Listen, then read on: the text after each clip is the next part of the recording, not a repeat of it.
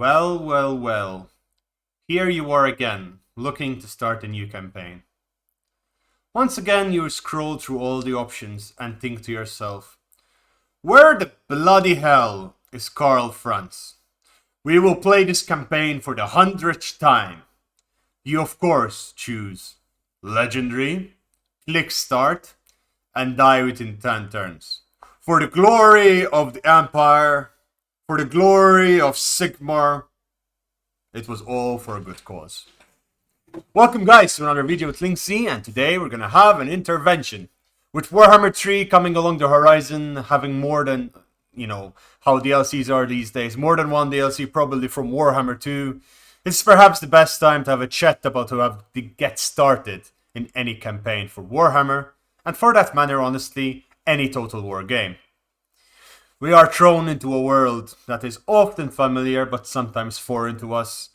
We have no idea what to do in the game. We have no idea, but we start doing something. We start building the first thing that fancies our eye, attack any ally or enemy we have indiscriminately, as if we are about to destroy the entire world on the first try. So I tell you, hold! It is time to take a deep breath and ask yourself, what campaign are you playing? Where are you on the campaign map? Who are your enemies? How is your economy faring? All these questions that you need to ask yourself before setting out on a journey to conquer the world in the name of Sigmar. Sometimes that little introduction video that you get to listen, yes, I know, none of you listen to it. It's actually a good idea to listen to it, though. You should hear out what the advisor is telling you.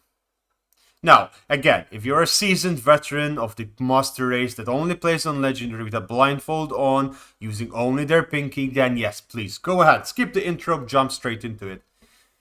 Yet, to do that, you need to actually have read and listened to it at some point, so hey, might as well just see the signs and listen.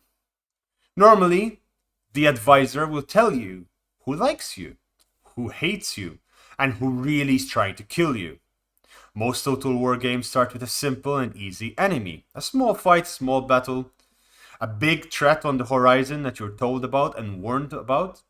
You're asked and urged to prepare for it. And it's gonna come and get you if you don't. This is what CA thinks makes a good tutorial. And it damn well is, if not for one little problem. Our inability to actually listen to someone else telling us how to play a Total War game. But hey, you're here, so might as well get started. Not many people do this, but also looking at your victory conditions, and especially that little thing called chapter objectives, that is really important. Why? It gives you an indication what you should be doing. It gives you an indication where you should be going. And as well as that, it gives you a lot of extra free money at the start. Reaching these campaign objectives allows you to keep going on without having too much economy in the early game. You see that army that you have right there? You're going to need money to make more of it for various reasons.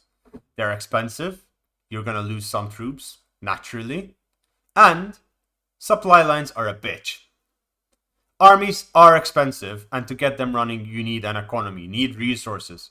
Instinctively, we go for the thing that gives us the most gold, fast. However, I am here to tell you that is not actually an optimal way. What you want in the early game is growth. Growth allows you to build your cities up really fast to tier 3, tier 4, and tier 5. And this is where you get your economy running. This is where you get the high-end buildings, massive boost to your economy, massive boost to your income, allowing you to get better troops, allowing you to do what is necessary to become the dominant force in your campaign. After all, this is Total War.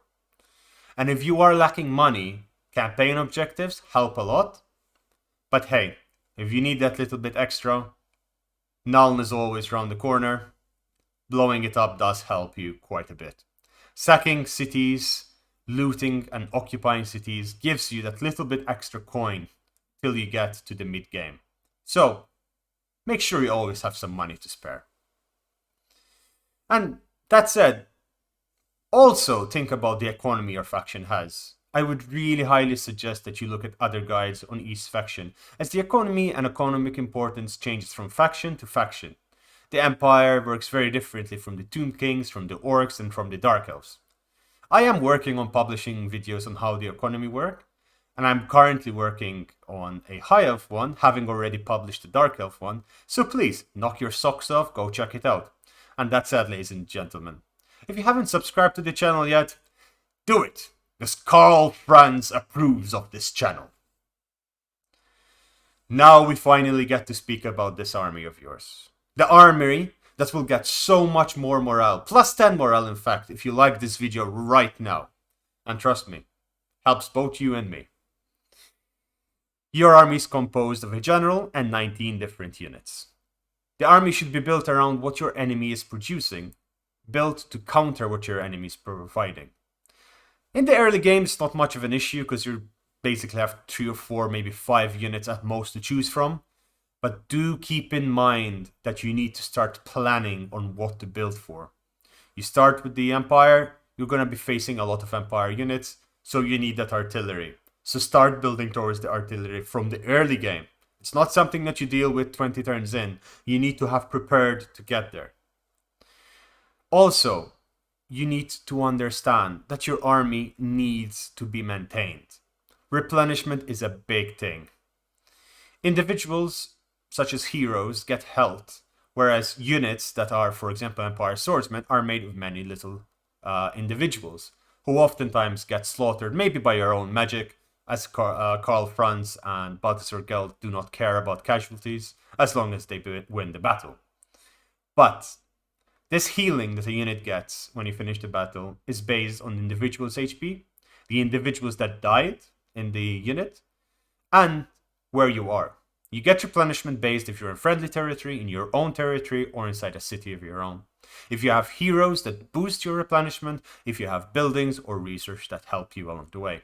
So keep this in mind when you're moving around and planning your campaigns. Make sure you have places where you can replenish, and replenish as fast as possible, hopefully in less than a turn. And the last and final thing, and possibly one of the most important ones, because this takes a long time. Research is beyond important. It will allow you to unlock better units in certain Total Wars, but not in Warhammer. In Warhammer, it focuses on economic growth, better buffs for your units, and, of course, public order.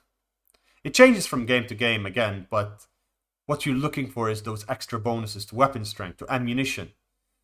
The better public order makes sure you don't get as many rebellions, so you can worry less on your core regions. The buffs to your economy gives you more and more money to build more armies. Early game, it's not something you should worry too much about. I personally normally go for extra ammunition to my archers, more public order, and straight up some decent economy buffs with some factions that give you 10-15% more money, which does stack up. Keep in mind, the stronger your early game, the better your end game will be. So yeah, in summary, when you start the Total War campaign, check your surroundings. Look at what your faction does. What makes it tick? What does it have the others don't? Choose your enemies wisely. And choose the order in which you're going to eliminate them. Build an economy, because you're going to need to fuel that war machine, along with the research to back it up. If all fails, you can always look at my decent list of guides and learn how to actually play the game without sucking. Or actually realize that I suck at the game just as much as you, and we don't know what we're doing. But hey, you could also do the big brain thing and play on normal or easy, because no one will judge you if you're having fun.